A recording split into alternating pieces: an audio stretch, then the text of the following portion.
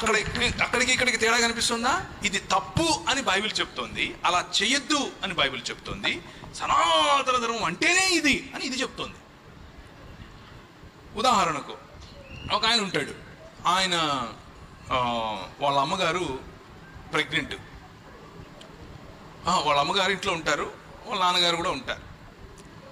ఏదో చక్కగా మంచి మంచి మురిపెం మంచి ఫ్యామిలీ. అలా ఉంటే ఇది ఎక్కడి నుంచి తీసుకొని చెప్తున్నానంటే మహాభారతం నుంచి తీసుకొని చెప్తున్నాను. యుధిష్ఠిరుడు అంటే ధర్మరాజు చెప్పినటువంటి స్టోరీ. ధర్మరాజుకు మరియు గంగాపుత్రుడైనటువంటి భీష్మాచారికి మధ్య జరుగుతున్నటువంటి కాన్వర్జేషన్. అందులో నారద ముని గారు కూడా ఉన్నారు. వాళ్ళ మధ్యలో జరుగుతున్నటువంటి కాన్వర్జేషన్. ఏంటి కాన్వర్జేషన్ అంటే, ఒకసారి ఒక ముని వాళ్ళ ఇంట్లోకి వస్తాడు, చకా చకా చకా వస్తాడు.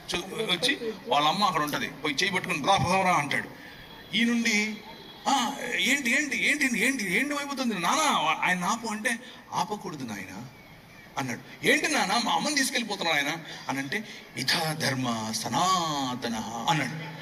ఏంటి ఇదే సనాతన ధర్మం అంటే అని చెప్పాడు. ఏమని? బ్రాహ్మణుడు వచ్చి నీ భార్యను చేయి పట్టుకొని తీసుకెళ్తే నువ్వు ఆపొద్దు, ఆయన వెళ్ళిపోవాలంతే, అదే సనాతన ధర్మం అని చెప్పాడు ఆయన. ఇది నేను చెప్పట్లేదు, ప్రవీణ్ చెప్పట్లేదు, భీష్మాచార్యుడు, యుధిష్ఠిరుడు మరియు నారదుడు ముగ్గురు చెప్తున్నారు. వినకపోతే ఎట్లా మరి? మీకు అర్థమవుతుందా?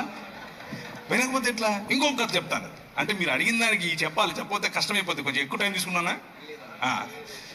ఇంకొక ఆమె పాపం గర్భవతి, లోపల పిల్లవాడు ఉన్నాడు. పిల్లవాడు ఉంటే ఒక ముని ఇచ్చాడు. కమాన్ రా అన్నాడు. ఏంటయ్యా నేను గర్భవతినయ్యా అన్నాడు. అంటే ఈయన ఇదా ధర్మ సనాతన అన్నాడు. సరే కానీ అంటే ఆమెతో, ఆ గర్భవతితో ఆయన లైంగిక క్రియ చేస్తూ ఉన్నప్పుడు లోపల నుంచి బిడ్డ రిసాడట. ఒరే ఈడ టైం లేదు, ప్లేస్ లేదు, పో పో అంటున్నాడు. ఈడ ప్లేస్ లేదు, నువ్వు రావడానికి వీల్లేదు, వెళ్ళిపో అని అడుగుతున్నాడు లోపల నుంచి. ఏమి రాశారా పుస్తకాలు మీరు?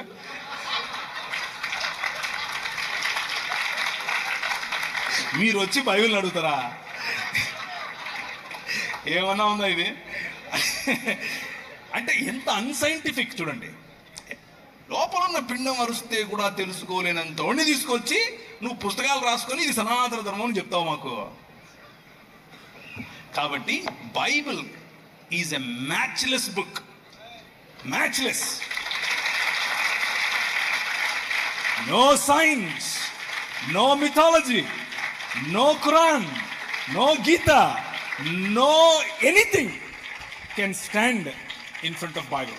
బైబిల్ ఎదురుగా